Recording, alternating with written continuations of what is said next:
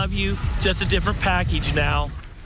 After more than 2 decades of marriage, a husband shares his true self with his wife. In fact, the entire family is stuck together through a journey that can be isolating.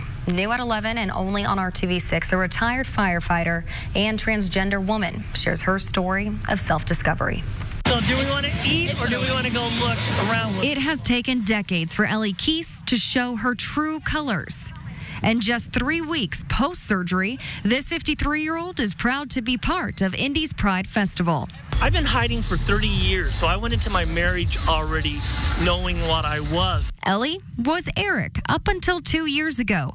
Eric married Christina almost 25 years ago, and they have 2 adult daughters. Living in the northeast town of Hoagland, a population less than 1,000, Eric was a firefighter and EMS responder for more than 20 years.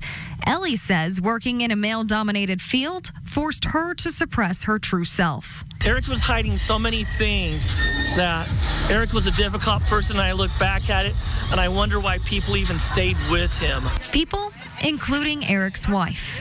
Both my military career, getting married, were from some of the wrong reasons. I was trying to get into a pure male combat MOS in the Army, getting married because I saw all of my buddies already married, thinking, well, these are ways that I can overcome this transgender feeling.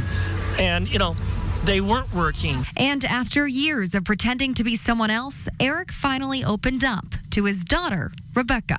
It was scary because basically my dad had started the conversation with, I don't know how to say this and it might end in divorce. So I was immediately going like worst case scenario. Was not at all expecting it to be what it was, but it honestly was the best thing that she could have ever told me at the time. 20-year-old Rebecca says although her father's admission came as a surprise, things her dad did while she was growing up started to now make sense. My dad would always like make jokes like, oh, I'm the man of the house. The man of the house gets this and that, whatever. And so we now know that was just compensation. Rebecca, her sister Shannon, and their mom all accepted Ellie for who she is and have supported her on this new journey that they are all taking together.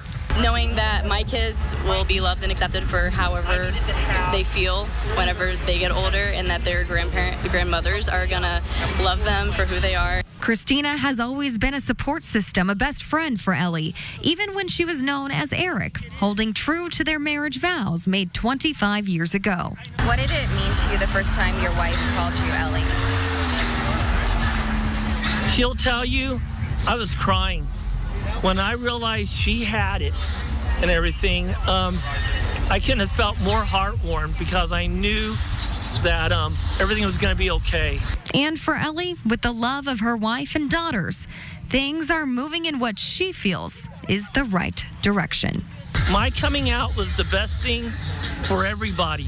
Ellie is a person that people love to hang out with. My family's been with me. Those 3 right behind you have been with me through this whole journey from now 2 years ago. And that's been a big difference. It is how I've been able to heal. Ellie and Christina Keese are one of only 5% of marriages that stay together when one partner transitions. And in May, we shared with you the story of Ryan Ollier. A young man from Newburgh shared his lifelong search to discover his true identity. Both Ryan and Ellie had their gender affirmation surgeries done at University Health with Dr. Sive Gallagher.